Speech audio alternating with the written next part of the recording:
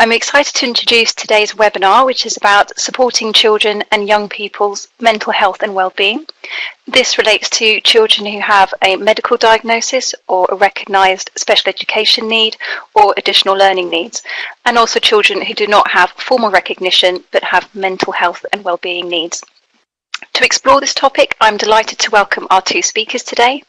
Paula Davis, Strategic Lead of Children and Young People's Mental Health Coalition, and Melanie Cross, who is an RCSLT clinical advisor and a consultant speech and language therapist. This webinar is 45 minutes long with questions at the end. And to ask a question, you can use the Q&A button in the webinar software to submit a question. You can submit a question at any time, and we will aim to answer at the end. If you have any technical issues or questions during the webinar, please use the chat button on the webinar software to send an instant message to Kaylee Mayetta, who is on hand at any time to help you. This is being recorded and will go online along with any slides and questions and answers that we didn't get to in about a week's time. The link is there on screen, but you'll also be sent an email when they become available. Quick note about feedback.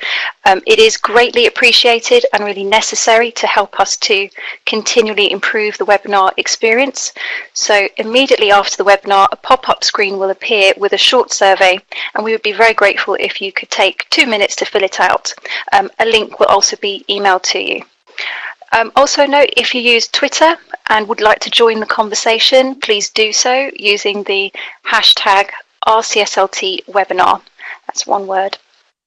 So without any further ado, I'd like to welcome Paula Davis. Good afternoon. I'm Paula Davis, and I'm the Strategic Lead for the Children and Young People's Mental Health Coalition. I'm just going to talk to you very briefly about children and young people's mental health and mental health problems generally, and I'll leave it to Melanie, who will talk later, to talk about mental health in relation to speech and language problems more specifically. So I'm going to cover prevalence rates of mental health problems, so look at risk and protective factors, from what causes, what protects against mental health, and also what we think needs to be done to help children and young people. And finally, I'm just going to talk a little bit about the Children and Young People's Mental Health Coalition that I work for. So first, on to the prevalence of mental health problems. So we know that about 1 in 10 children and young people aged 5 to 16 years old have a mental disorder. This data is actually from 2004, so it's actually very old now, but there is a new survey that has been done, and that's supposed to come out next year. But at the moment, this is what we know, about 1 in 10. And of that 1 in 10, about 3.7% of young people will have an emotional disorder, which are things like anxiety and depression. 5.8% will have a conduct disorder, and 1.5% will have ADHD. And other children will also have other sort of slightly what they defined as rarer conditions. And also, I suppose a good point is these are just those who've been diagnosed with a mental disorder, and there will be those who are kind of the sub-threshold, which means that they haven't quite, their symptoms haven't got severe enough to be called a disorder as yet. So just going on to emotional problems, one thing we have found out is that we know that young women have a higher rate of emotional problems than men. I'm not sure if we know why, and we have some evidence that that is actually increased in young women. So we know that the rates are similar in boys and girls until they get to about the age of 11, so it's about 12%. But when they get to 14, when parents rate their children's mental health, the rate in girls increases to 18% and 12% in boys. But when young people themselves rate their own mental health, girls, that increases to 24% and boys 9%. I suppose the important point to point out here is actually that these are self-reported symptoms, with the emphasis on symptoms, and they're not a diagnosis. So we know that certain groups of young people are at a higher risk of developing mental health problems than others. So we know that about 36% of children and young people with a learning disability will also have mental health problems. About 60% of children and young people in care have mental health problems. 71% of children with autism may have a mental health problem, which is often anxiety. And 54% of children and young people with developmental language disorders will also have behavioural and emotional problems. And I suppose the other important thing here is these young people don't necessarily fit into one particular group. So you might be a looked after child, you also might have a learning disability, you might also have a speech and language problem, so you'll probably increase your risk. And speaking of risk, we're just going on to risk and protective factors in children and young people's mental health. As you can see in the diagram, these exist, or they exist within the child, within the family, and within the environment. So within the child, we're talking about things like genetic factors, maybe their learning disabilities, their personality. It could also be speech and language problems. Within the family, these are things like abuse, parental conflict, parental relationship problems, parental mental health issues, that sort of thing. And within the environment, it's sort of bigger societal things like poverty, poor housing, and various other things like gangs and such likes. And on the other side of the equation are protective factors, which would actually reduce the risk of a young person developing a mental health problem. And so these again would be, again, their personality. So if they have an easygoing personality, possibly they don't have speech and language problems, they're securely attached to a carer, they have good support networks. These are all things that will mitigate against any potential risk factors. And so just to recap on the causes, there's not really any one single cause of mental health problems. We know that the more risk factors you experience, the greater the risk. And some very big sort of risk factors of poverty, and sort of, I suppose at the moment it's linked to sort of austerity, and also as in terms of risk factors is the impact of speech and language problems. And just in terms of what we think needs to happen, so early intervention is key. So we know that the root of mental health problems is often in childhood, and mental disorders often first emerge in teenage years. And just to reiterate that, we know that 75% of adult mental health problems begin before the age of 24 and 50% by the age of 14. And having these quite severe problems in childhood means they're missing out on their childhood. So they may not be able to get a good education, they may have problems making friends. And we also know that there are poor outcomes in adulthood. So they might be, if they don't have good education, might be less likely to get a good job and all the things that covers. But also we know, we always talk about early intervention as being important. We know that there are cuts to pressures on funding generally, and that's had a big impact on early intervention services. And that's possibly why mental health referrals to CAMS, Children and Young People's Mental Health Services, have increased in the last few years. So we think we need a whole systems approach whereby all agencies work together to actually improve children and young people's mental health. And it's also important to think about what it is that children and young people want.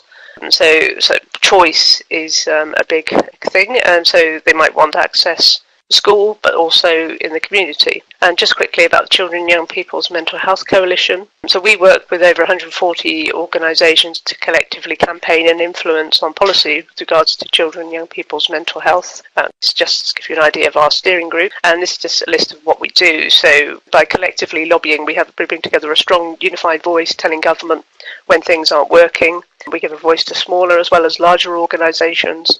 We act as a critical friend. We don't represent any particular organisation, approach or professional body, and we collect views from a wide range of stakeholders, including young people. Our priorities, so we lobby for a whole system approach, which goes from prevention through to specialist provision and covering all children and young people from 0 to 25. We look at the role of educational settings in supporting mental health, so that goes from preschool to university.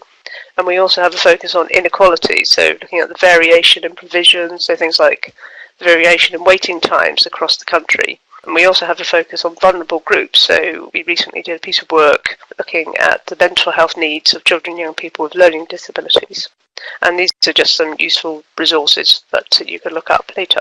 And now I'm going to hand over to Melanie. Thank you, Paula. That was very interesting, and I think we can all agree that something needs to change, and also that it's very important that we involve children and young people in choices about their services. So just to expand on what Dominique said, the children and young people we're thinking about in this webinar are those who have formal mental health diagnoses. So, for example, things like ADHD or conduct disorder. We're also thinking about those whose needs have been identified through the special educational needs system. And in England at the moment, these young people are known as having social, emotional and mental health needs. In the past and elsewhere, there have been other titles. So, for example, EBD, emotional and behavioural difficulties, SEBD, social, emotional and behavioural difficulties, and BESD, behavioural, emotional and social difficulties. So we're thinking about those young people too, and also those whose needs are not formally recognised, but who do have problems with social, emotional functioning and well-being. And what we know is that good communication skills are a protective factor against, as regards resilience and mental health. And speech, language and communication needs and poor social relationships are risk factors for social, emotional and mental health. And of course, good communication skills are very important for social interaction and for forming positive social relationships. But communication needs are often unidentified or misdiagnosed in children and young people who have social, emotional and mental health needs. There's a long history of research showing that in children who have social, emotional and mental health needs, they very often have communication difficulties which haven't been identified. And in a meta-analysis which looks across lots of research, one group of researchers found that approximately 81% of children actually had undetected communication needs. So speech, language and communication needs might be overshadowed by behavioural problems, but also behaviour can be misunderstood. So, for example, somebody who doesn't really understand what's being said might appear to be just someone who's not listening very carefully. Somebody who doesn't really explain why they did something or why something happened could be a young person who doesn't have the skills to construct a clear explanation or a narrative. And somebody who might seem to be rude perhaps doesn't have the social communication skills to interact in the way that people would expect. As to the impact of unidentified communication needs, they're very serious because, of course, as Paula said, we're talking about children and young people who are already troubled.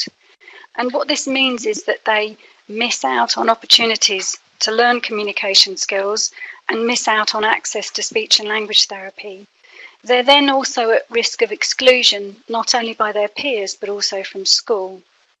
And this is on top of the risks that we're already familiar with for any child or young person who has speech, language and communication needs. So, for example, the massive impact those difficulties have on literacy. Another significant impact is that verbally based interventions are unlikely to be effective for children and young people who have speech, language and communication needs.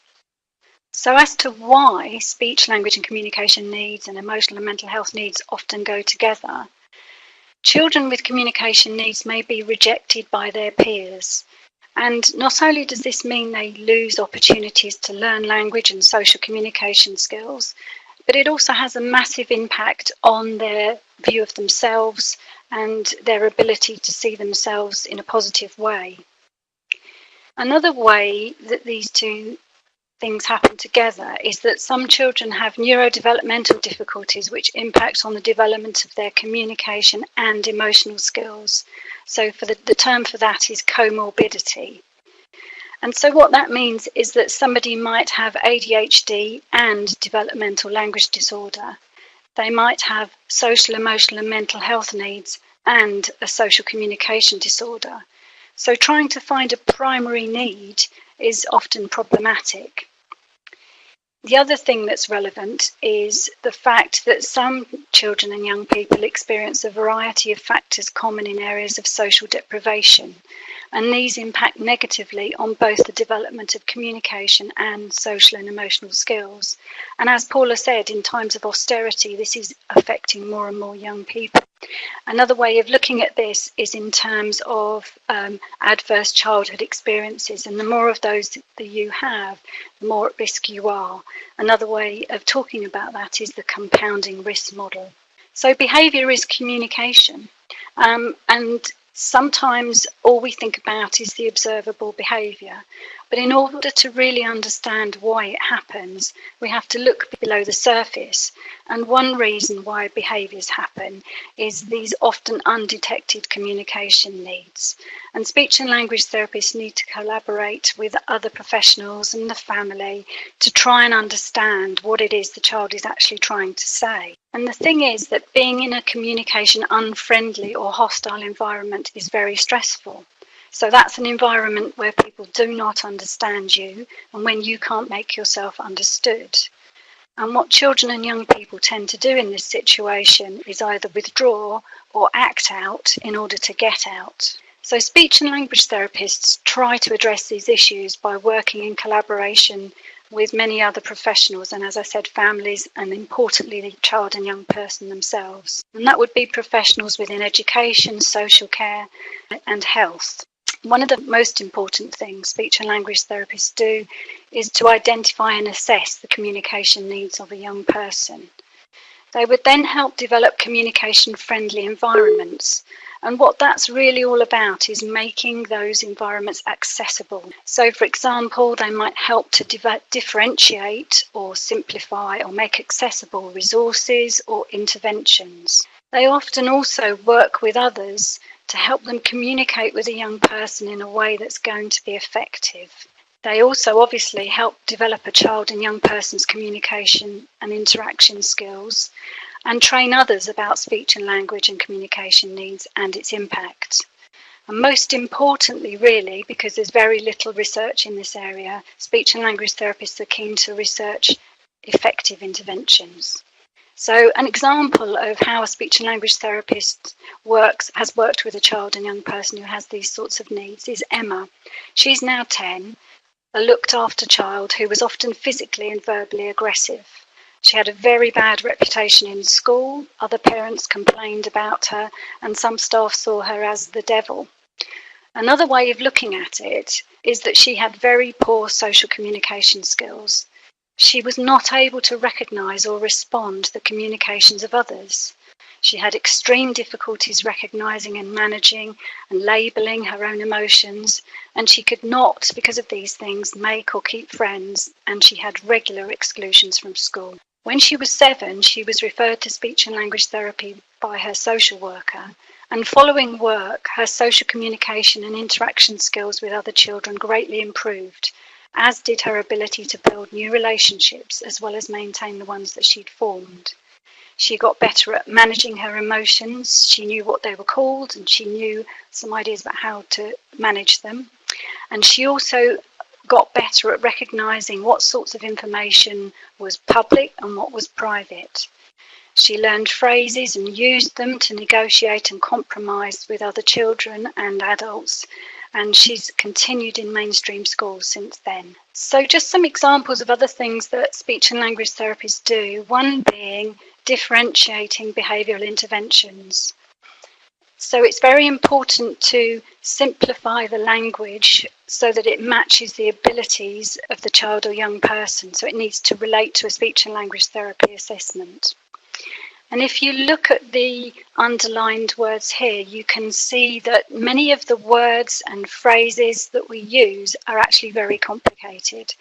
So speech and language therapists would work because there are lots of evidence-based ways to help young people learn relevant vocabulary and make sure that that was accessible. And also the addition of visual support makes things easier to understand, especially when spoken language is quite tricky. Another thing that speech and language therapists would do is either model or use video that help adults working with a child develop attuned and positive interactions so that they can then learn social communication skills from those interactions. So it's very important to commission services that have the capacity to be creative and flexible in order to meet the needs of these children and young people. The Royal College of Speech and Language Therapists has recently developed some resources that could be useful. There are fact sheets on social, emotional and mental health, looked after children and safeguarding, and there are others being prepared. There are also clinical excellence networks for speech and language therapists. And we've recently completed social, emotional and mental health clinical web pages. Some of these pages are accessible to people who are not speech and language therapists. and there they are. Fantastic. Thank you very, very much. We've got some time now to answer some questions. Thank you to those of you who submitted questions in advance of the webinar. We were quite overwhelmed. There's quite a lot of questions. We sort of tried to choose a few that we would answer today, but we will be answering all of the questions and providing those online afterwards as well. So I think really the first question that we'd like to answer today is actually, how do we develop an evidence base for speech and language therapists working in acute mental health settings? And actually, I'd like to ask Paula to kick us off. Well, I think first of all, speaking more generally, I think there is a lack of funding for mental health research generally.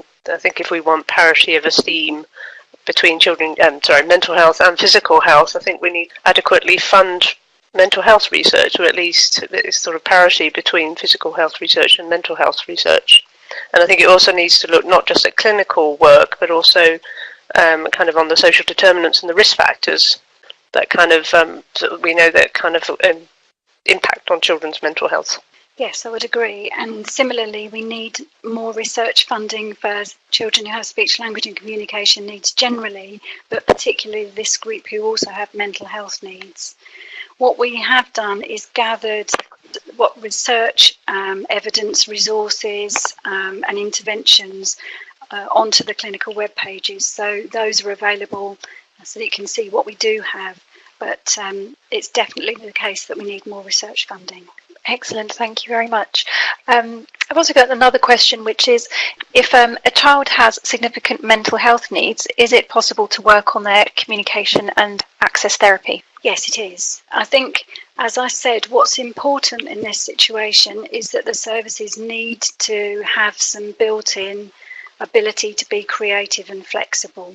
We need to start by building a positive relationship with a child or young person, and these are precisely the children and young people who find that difficult, so it does take time. We also need to work in a functional and a holistic way, so we need to understand what the child or young person actually wants to be able to do as regards communicate, and how that fits in with all of the rest of their life, really. The other thing, of course, is that access to psychological and behavioural interventions may be affected by their speech, language and communication needs.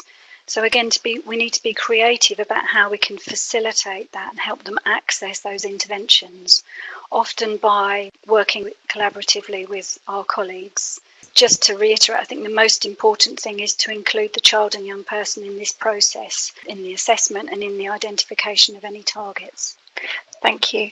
I've got another question, which is an interesting one. So within the school setting, what have been the biggest developments or changes in how young people are supported to manage and understand their own mental health and well-being? And I'd like to ask Paula. Well, I would say the biggest change is actually probably for most schools, is that they've now started to talk about mental health, because it wasn't that long ago that really the M word wasn't mentioned. It was more just about behaviour, and so I think that's a big change, and that probably came around, I think, largely with the SEND reforms, when mental health is mentioned for the first time. But kind of going forward from that, the Future in Mind report sort of set out a whole system approach which includes schools. And that's not to say that there's not more to do on that, to be honest, because I think schools often get forgotten in the system, and probably like other agencies as well. But also, I think more currently, the Green Paper, which is due out anytime soon, is supposed to have a big emphasis on schools, which I think is going to be really important. Obviously, we'll see what's in the detail. And I suppose the other thing to point out is, whilst I think it's great that schools are being thought about in terms of or thinking about mental health, I think we have to think about them as part of the whole system. And actually, there's no point improving mental health provision in schools if actually everything else isn't working around it, because it kind of all needs to support each other. Thank you very much. We have got a few questions coming in as well, and we've got time at the end. I will pick up one of those as well. I think this is a question probably more for Melanie, which is, do you think that parent-child interaction therapies could be developed and extended for those families with children at risk of developing mental health problems? Possibly. Again, we need more research. We need to use evidence-based interventions, and NICE guidelines for attachment in early years recommend interventions which are attunement-based and non-directive, such as video interaction guidance. But I think the most important thing that we need is more funding to actually find out what is actually effective. Thank you. And just another question, actually, is a bit more on the lobbying side, which is what lobbying is currently taking place in regard to speech and language therapists routinely being part of CAMs and multidisciplinary teams? Yep, I'll ask Paula first. Thank you.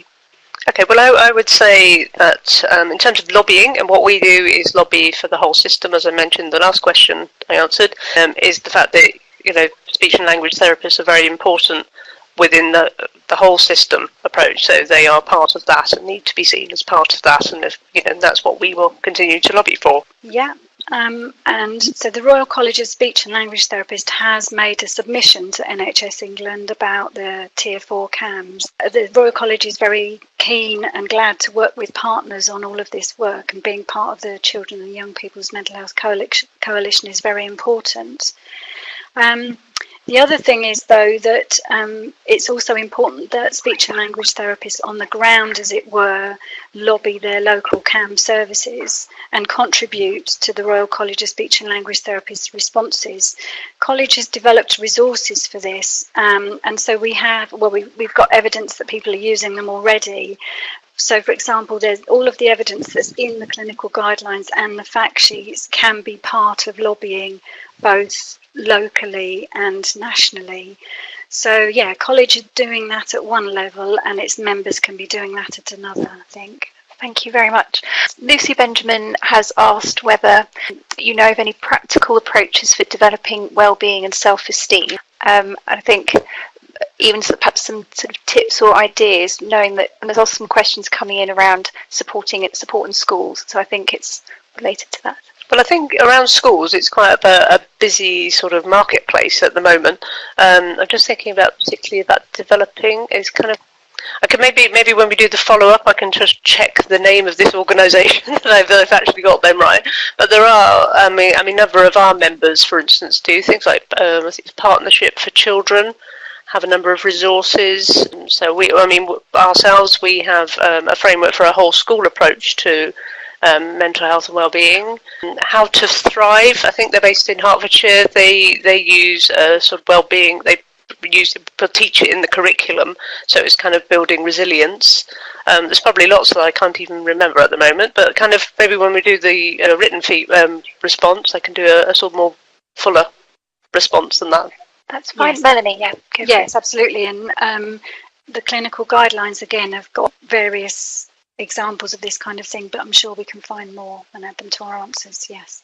There's lots of questions all coming in at once, and a very small box to read them through. Yeah, I just wonder actually if you wanted to, thinking of the different kinds of participants that we have today, whether there are any sort of general thoughts around speech and language communication needs in the different settings, in terms of advice to supporting mental health and well-being, perhaps looked after children is an area. We know schools, primary school is one setting, as is secondary school. Just wonder perhaps a little bit of discussion on that might be interesting for people to hear. Well, I suppose it's kind of when you're thinking about a child with problems, it's not, rather than the case study that Melanie referred to, is referring to as a 6-year-old child as a devil.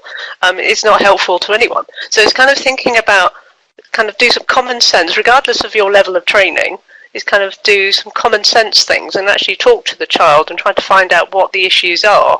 Because actually, if the issue is actually they have problems with communication problems or whatever it is, that's what you need to start out, rather than just assuming you know what their problems are. Because it could be a whole range of problems they have. It could be problems at home, it could be anything. So I think it's just starting by talking to the child and not being too frightened. I mean, you do have to be careful. Like, don't go beyond your sort of knowledge and training, but, be human and talk to the child. Yeah, and in addition to that, make sure that you have the time and space to actually listen to the answers too and act on them. And I think it's very easy for us to be too restricted in time to really give young people the time that we want. And often what research tells us is that what they want is not anything complicated. They do actually want people to genuinely listen, to be kind, and to try and make some changes for them. So in a sense, these are skills that everybody has.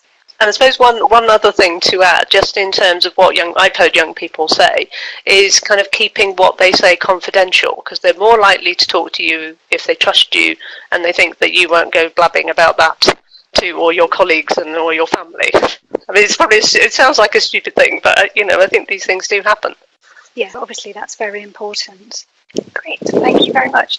I think a lot of the questions that we've answered today, and there'll be more that we can answer more online with. People have asked for specific resources and things. I think those would be great to do online. But I'd just like to invite our speakers if they'd like to add any sort of final thoughts, things that, questions that perhaps you get regularly outside of the webinar.